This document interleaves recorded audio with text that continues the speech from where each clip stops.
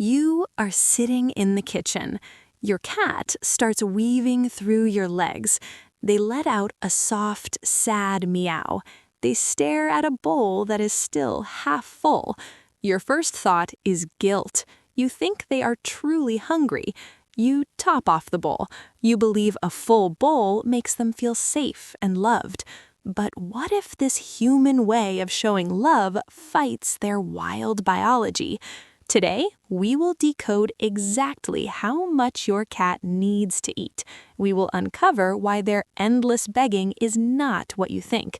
By the end, you will know exactly how to feed them. You will satisfy their wild instincts and your deep love.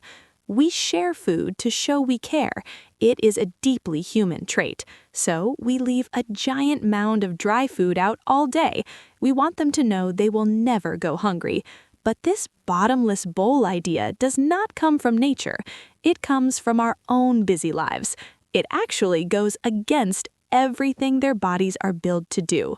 The reason why might shock you. Think about a standard ping pong ball. That's the exact size of your cat's stomach.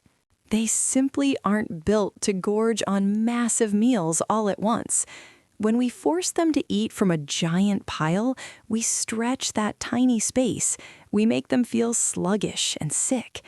To fix this, we have to look to their wild ancestors. Out in the wild, a cat doesn't eat one big meal. They hunt, they catch, they kill, they eat, and they repeat this cycle 8 to 10 times a day. Their prey is small. Think of a tiny mouse or a bug. Their bodies need frequent, small bursts of energy to thrive. So what does that mean for your indoor cat? The math is actually very simple. An average 10-pound cat needs just 200 to 250 calories a day. That looks like almost nothing to our human eyes.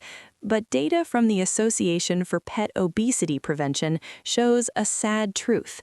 Nearly 60% of our cats are carrying extra weight. They aren't greedy, we just give them too much. But you might look at a tiny scoop of food and panic. You worry they will starve. This brings us to a crucial fact about what is in that bowl. In the wild, a mouse is roughly 70% water. Canned wet food matches that moisture almost perfectly. Dry kibble only has about 10% water. It is a dense calorie bomb. A half cup of dry food looks tiny, but to their tiny stomach, it's a massive feast. This leaves a huge question. If they only need 200 calories, why do they act like they're starving? Why do they cry at the bowl? We often think they are begging for food, but Cornell University College of Veterinary Medicine experts have found something fascinating. Begging is often a learned plea for attention, or it is just plain boredom. Just like we open the fridge when we are bored, cats go to the food bowl. And what about that half-full bowl from earlier?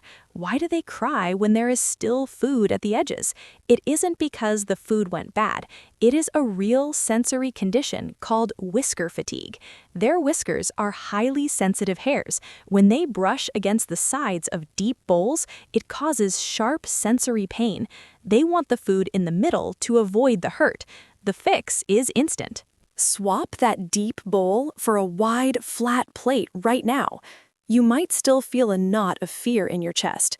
You might think your cat will hate you if you cut back their food. You worry they will cry all night. You fear you will lose your special bond. But you won't lose them. You just need to shift the routine. Starting tomorrow morning, ditch the eyeball method. Stop using a random mug to scoop their dry food. Look at the back of the food bag. Find the daily amount for your cat's target weight. Use a real measuring spoon to put that exact amount into a small cup. Then, don't dump it all at once. Divide that measured amount into 3 or 4 small meals throughout the day.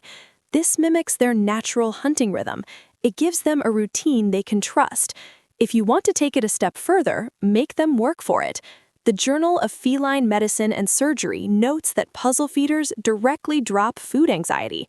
Hide small amounts of food around the living room. Let them stalk. Let them hunt. This satisfies their deep need to search and play. It burns off that restless boredom. We want to give our cats the world. We want them to feel safe. But true love isn't an overflowing bowl of food. True love is understanding their wild biology. True love is honoring the tiny hunter living in your home. When you feed them the way nature intended, you don't just protect their health, you give them deep psychological peace. You stop being just a food dispenser.